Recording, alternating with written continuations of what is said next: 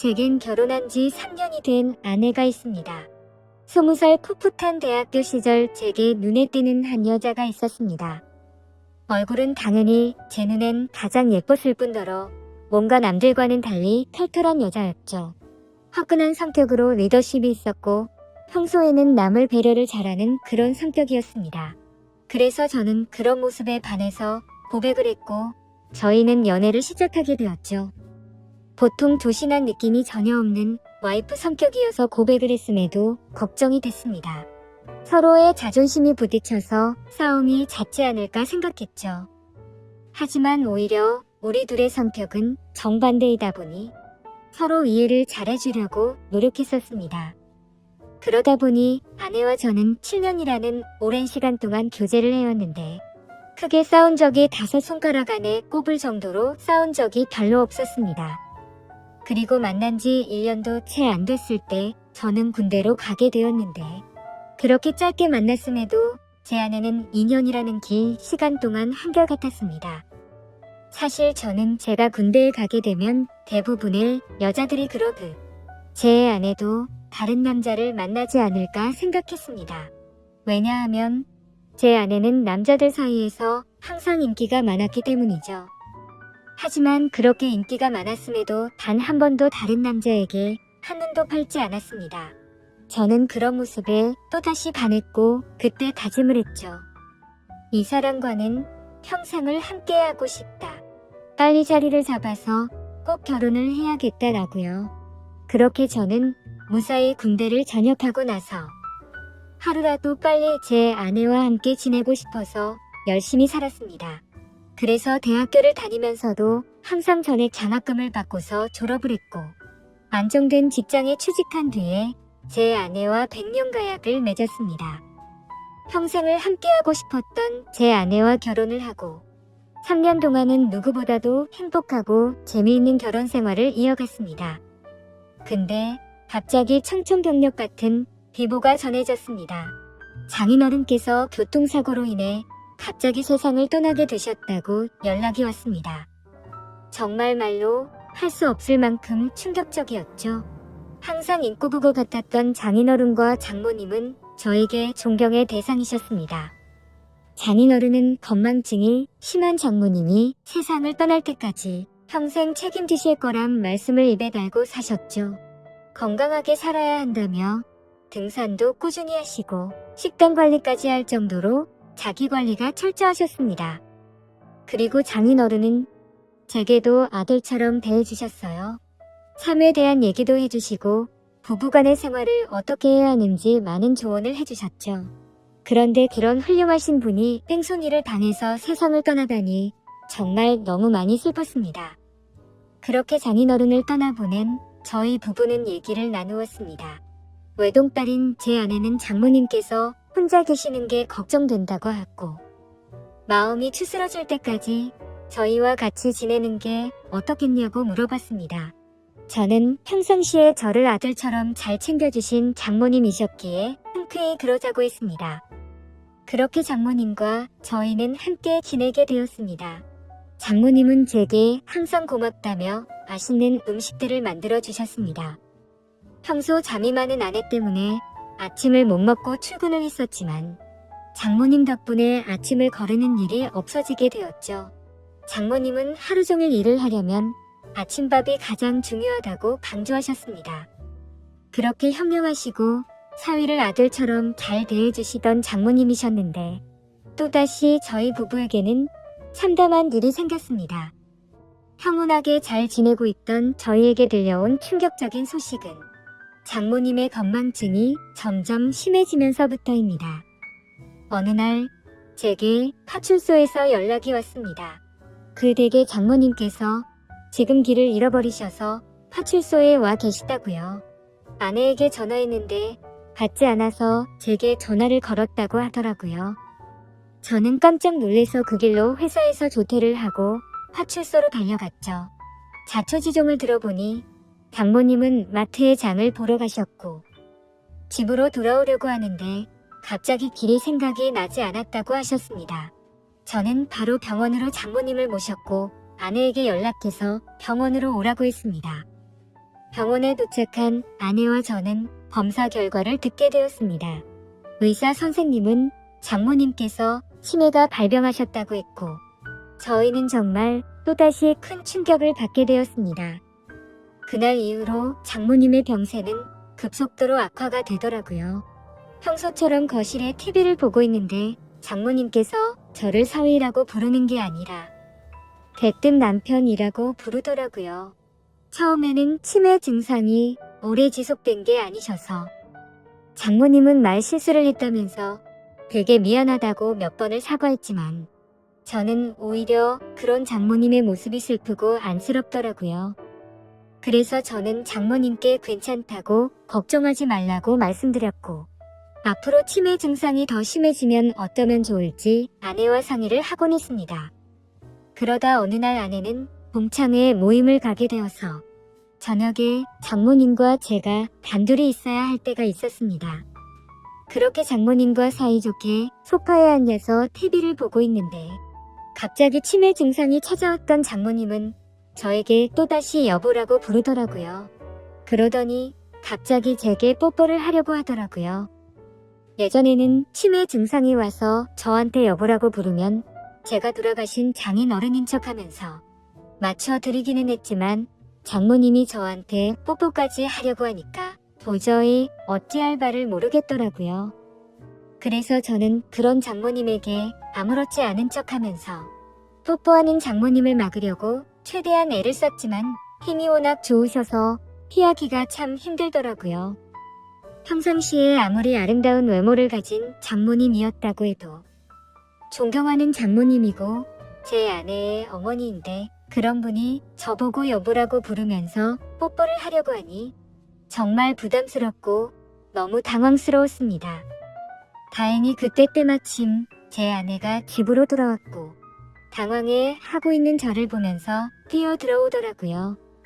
아내도 너무 놀랐는지 장모님을 떼어내며 엄마 정신 차려 징그럽게 무슨 짓이야 라고 말하는데 내심 치매로 힘들어하시는 장모님을 보고 있으니 마음이 아팠고 속상하더라고요. 평소 저를 아들처럼 생각해 주신 분인데 이제 저를 못 알아보시고 장인어른으로 착각하고 계시니 장인어른이 돌아가시고 얼마나 힘드셨으면 저렇게 하실까 생각하니 너무 마음이 아팠어요. 그 후로 한동안 치매 증상이 나타나지 않다가 아침에 일어났더니 장모님은 이제 원래의 모습이 사라지셨습니다. 정상적인 사고방식은 볼 수가 없었고 치매 증상이 계속 이어졌습니다. 이제는 저에게 우리 사위라고 말하지 않고 항상 우리 서방, 우리 여보라고 말씀하십니다. 저는 장모님께서 저를 보고 남편이라고 생각해도 아무렇지 않게 받아들이고 있지만 그런 장모님을 보면서 제 아내는 매일 밤마다 혼자 숨어서 울기만 하네요. 저도 이렇게 마음이 아프고 슬픈데 제 아내는 오죽할까요? 갑자기 건강하시던 아버지가 곁을 떠나가고 의지하던 어머니는 갑자기 치매 증세가 발병하셨으니요. 아내는 엄마가 아이가 된 것 같아서 너무 속상하고 슬프다고 했고 그런 엄마 때문에 제가 매일 힘들어하는 것 같다면서 저에게 미안하다고 매일같이 사과를 하네요. 저는 진심으로 괜찮다고 생각해서 아내에게 괜찮다고 말하지만 아내는 장모님을 요양원으로 보내서 모시는 게 어떻겠냐고 하는데 저는 솔직히 요양원으로 보내고 싶지는 않더라고요. 제게는 너무나도 완벽하고 예쁜 아내를 힘들게 키워주신 훌륭한 분인데 고작 치매라는 병 하나가 걸렸다고 해서 쓸쓸하게 요양원에서 지내게 할 수는 없겠더라고요. 그렇게 저는 단호하게 아내의 제안을 거절했고 제 고집으로 인해 장모님과 함께 살고 있었습니다. 그런데 며칠 전 밤에 제가 일찍 잠들어서 안방에서 혼자 자고 있었는데 아내가 잠시 마트에 간 사이에 장모님께서 제가 자고 있는 안방으로 들어오셨습니다. 뭔가 감촉이 느껴져서 눈을 떠보니 장모님께서 제게 키스를 하고 계시더라고요. 처음에는 방이 어두워서 제 아내인가 싶었습니다. 그런데 대뜸 이런 적이 없었기에 저는 다시 자세히 보니 장모님이더라고요. 그때는 얼마나 놀랐던지 모르겠네요. 저는 깜짝 놀란 나머지 그런 장모님을 밀치면서 저도 모르게 무슨 짓이에요 라며 화를 벌컥 내버렸습니다. 제 화난 모습에 장모님은 결국 아이처럼 눈물을 흘렸습니다.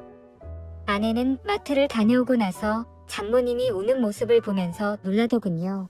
갑자기 무슨 일이냐고 물었고 저는 어떻게 된 일인지 차분히 설명을 해줬습니다. 충격받은 아내는 한동안 실성한 사람처럼 펑펑 눈물을 흘리기 바빴고 그날 밤 제게 진지하게 말했습니다.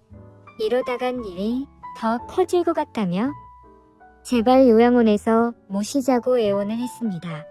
아내는 만약 자신이 혼자 사는 미혼이었다면 장모님을 요양원에 보내지 않고 본인이 치매 걸린 엄마를 케어했을 거라고 하며 지금 결혼한 입장에서 저와 계속 마찰이 일어나다 보니 도저히 지금처럼 다 같이 지내면서 모실 수는 없을 것 같다고 하더라고요.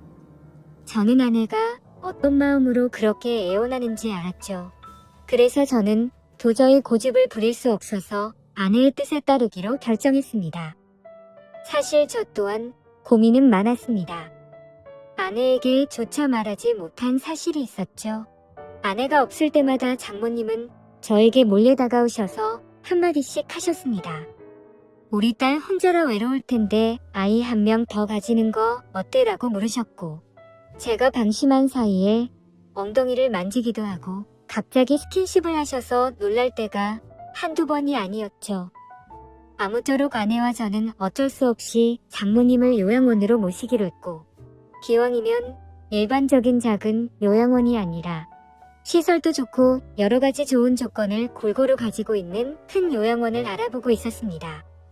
장모님이 건망증이 심할 때부터 미리 들어놓은 보험이 몇 개가 있기도 했었고 아내와 제가 어느 정도 경제적인 능력이 있었기에 좋은 요양원에서 모시는 것 정도는 크게 부담이 되진 않았습니다. 좋은 조건들의 요양원을 선별하는 건 꽤 시간이 들었고 요양원에 들어가는 절차도 있었기에 저희가 원한다고 바로 들어가진 못했습니다. 그래서 준비를 마칠 때까지 며칠 정도는 장모님과 저희는 같이 지냈습니다. 이 사실을 아무것도 모르고 천진난만하게 지내는 장모님을 보고 있자니 저는 계속해서 마음이 쓰고 안타까웠습니다. 하지만 장모님과 아내를 위해서라도 요양원으로 들어가서 지내시는 게 맞다고 생각을 했습니다. 그렇게 지내다 요양원에 들어가기 하루 전날 또다시 대형 사고가 터져서 아내가 쓰러질 뻔한 사건이 일어났습니다. 제 아내가 있는데도 불구하고 장모님은 원피스 잠옷을 입고 거실로 나오셨고 갑자기 저에게 오늘 자신과 함께 자면 안 되겠냐고 요구하는데 저는 너무 놀래서 당황해서 어쩔 줄 몰라 하고 있었습니다. 아내는 그러지 말라고 하는데 밀쳐버리고 저에게 달려들었습니다. 그러더니 지난번처럼 키스를 하려고 했고 당황한 저는 또다시 장모님을 밀치면서 화를 내고야 말았습니다. 이번에는 화를 내도 장모님이 울지도 않고 억지로 키스를 하려고 고집을 부리시는데 역시나 힘이 좋으셔서 뿌리치기는 게 정말 힘들더군요. 결국 아내까지 달려들어서 장모님을 어렵게 떼어낼 수 있었고 장모님은 말리는 아내를 보고 도대체 내가 뭔데 우리 사이를 갈라놓냐고 고래고래 소리쳤습니다. 질투가 나서 그러냐며 욕을 해대면서 아내의 뺨까지 때리시더라고요. 순식간에 벌어진 일이고 태어나서 처음 겪어보다 보니 너무 무섭더라고요. 제가 알고 있던 자상하고 고운 장모님이 이렇게까지 변하는 걸 보니 정말 다른 사람인지 알았습니다. 아내도 마찬가지로 엄청 당황해 하면서 울면서 가만히 서 있는데 저는 그런 아내를 데리고 안방으로 피신을 시켰습니다. 그렇게 사고가 크게 한바탕 벌어지고 난 뒤 장모님을 진정시키느라 몸도 마음도 정말 힘들더라고요. 다음날 저는 아침 일찍 일어나서 장모님을 요양원으로 모셨습니다. 그런데 장모님은 눈치를 채셨는지 갑자기 우시면서 자신을 두고 가지 말라고 하는데 그런 모습을 보고 돌아서는데 정말 마음이 찢어지듯이 아팠습니다.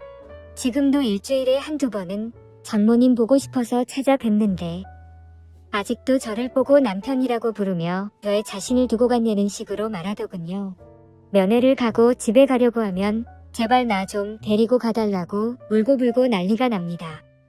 그런 모습을 보면서 아내도 저도 찾아 뵐 때마다 마음이 너무 아프고 찢어지지만 아내가 저보다 더하면 더했지 덜하진 않을 것 같습니다. 어제도 찾아뵀지만 아내는 도저히 적응이 안 되는지 그런 장모님을 볼 때마다 울기 바쁘네요.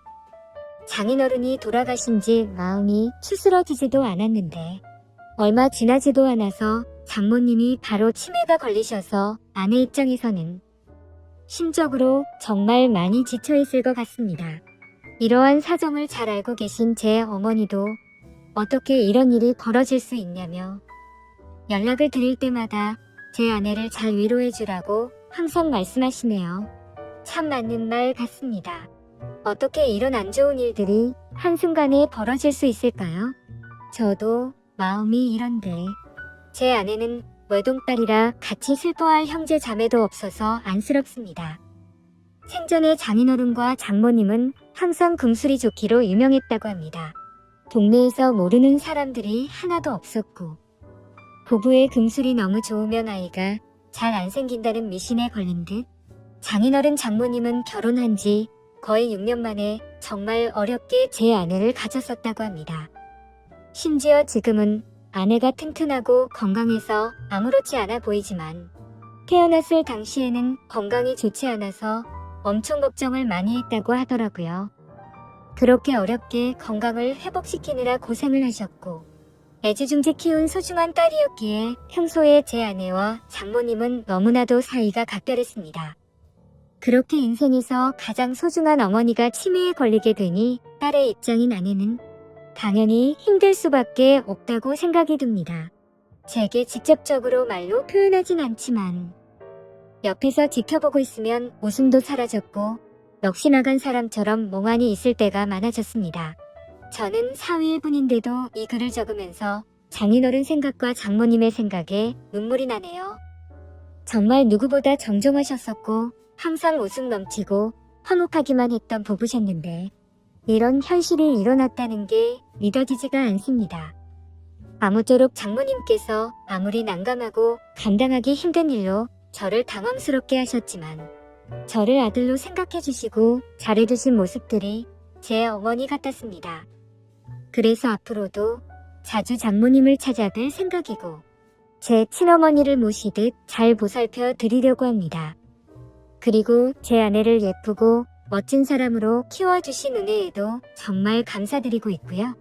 왜 착하고 고우셨던 우리 장모님에게 이런 일이 찾아오는지 가끔은 가슴이 미어터지네요. 치매는 유전도 심하고 어린 나이에도 올 수 있다고 하니 제 아내에게는 결코 그런 일이 없도록 옆에서 든든히 지켜주려고 합니다. 돈의 회전에 좋은 일들도 계속해서 많이 할 거고 앞으로 건강한 삶을 살기 위해 노력하려고요. 그리고 제게 좋은 말씀을 많이 남겨주신 장인어른의 마음도 본받아서 제 아내와 장모님을 지켜줄 겁니다. 살면서 많은 사람들에게 벌어지지 않는 일이겠지만 이번 일을 겪으면서 치매 증세로 인해 곁에서 고생 중인 가족분들의 노고를 잘 알게 되었습니다.